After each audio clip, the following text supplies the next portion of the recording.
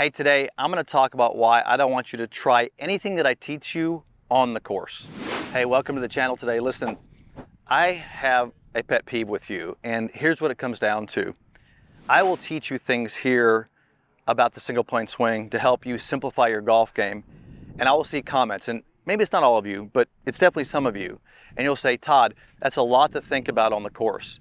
And the fact of the matter is, this is not something you do on the course, and I think you have to learn something that I want to teach you that maybe a skill you have to develop, and listen, I had to develop it myself, so I'm guilty of that same thing of thinking about swing mechanics, why I play golf. I'm pointing at number 10 tee, by the way, that's the course for us over here. The thing about the difference between what you do here when you practice and what you do out there when you play, it's really night and day. You really can't be thinking about your swing when you're trying to perform on the golf course. Out there on the course, you need to be aiming at targets, going through pre-shot routine and hitting your shot.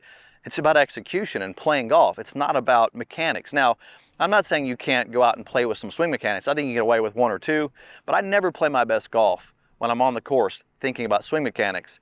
So my pet peeve with you is this, is if I'm teaching you something here on the range, and I'll be happy to teach you something here today, I see comments from you that say, Todd, that's going to be a lot to think about. Well, yeah, when you're practicing here, it's a lot to think about. However, I'm going to show you how to do it here on the range. Don't do it out there. Don't take your thoughts and your mechanical thoughts and say, okay, I'm going to go play good golf and beat my buddies and shoot good scores thinking about swing thoughts. By the way, you're not the only one that can't do this. There's nobody I've ever met, not the best players on tour, not the tour players I've played with, not the best amateur players I've ever played with, not the best students I've ever played with. Nobody, not myself included, cannot take a swing thought and go execute well on the golf course. It's just not going to happen. I do it sometimes because I want to practice, but it's practice. It's not playing. That's the differentiation I want you to make. Give you a quick example here. So recently I did a video talking about lead hand movement. Very important part for me is to get the club face in the proper position at the top of the swing. It's something I measure. But I take that to the point of I measure. And so when I'm here on the range, and I recommend this, there's different types of use of your time on the range. For example, I can sit out here and just basically aim at a target, this is 7-iron here, and just hit golf balls, right? And I can sit there and just one after the other pound golf balls. Not a big deal. I mean, I can do that all day long, and that's not a bad way to practice. I'm getting in my rhythm, I'm hitting at my targets, I'm getting a feel for my swing, I'm getting a workout a little bit.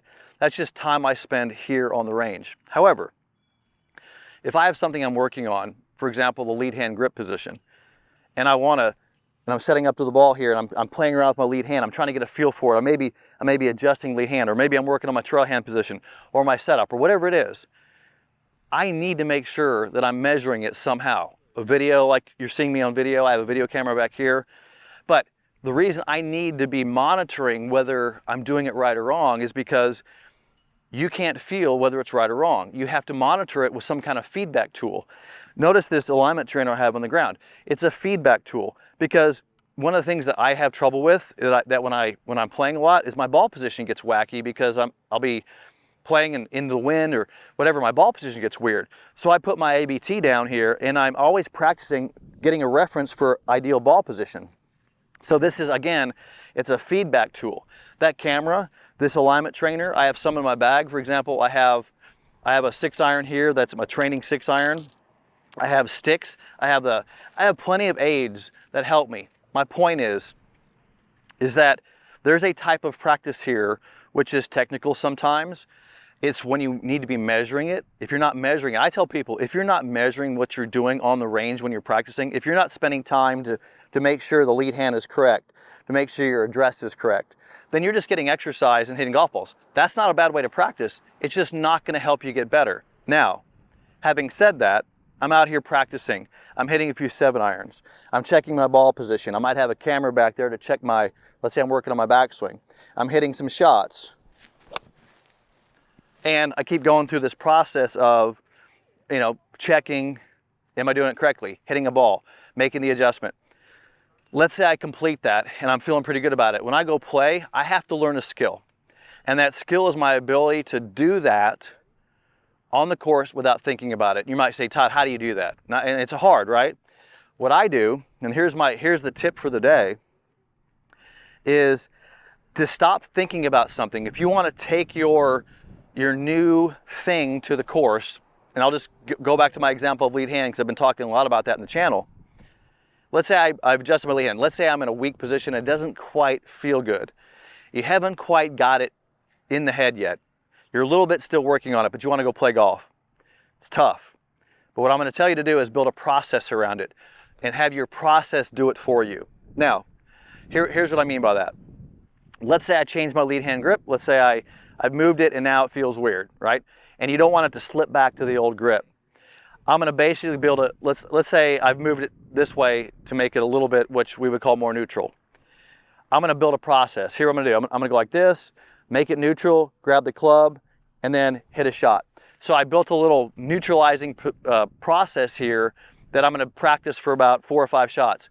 Then when I go to the course, that just becomes part of my routine. I don't want you thinking about it. I don't want you to think about, is this the correct position? Is this where my hand should go? First of all, I wouldn't play golf with you because you'd take too long and I'd just walk off and go, good luck, go back to the range. My point is on the course, it should look like this. You're going to go hit a shot on the course. I'm going to walk in to hit a shot. It should look like this. It should be part of the process,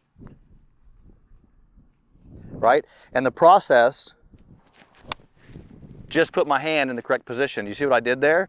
So here's a way to take your new mechanic to a course, is work on it on the range, study it, measure it. We'll coach you through it if you need your help. That's what we do. So first of all, use the range as the proper place to practice the type of practice you need, whether it's mechanical or field practice. Now, you take it to the course, whatever you're working on, make a process out of it, and then learn the process, and then take that process to the course and just play with the process. Don't get on the course and start messing around with all these thoughts, because you will not perform well and you'll take way too much time playing the golf. It's not that much fun. Build a slight little process with it.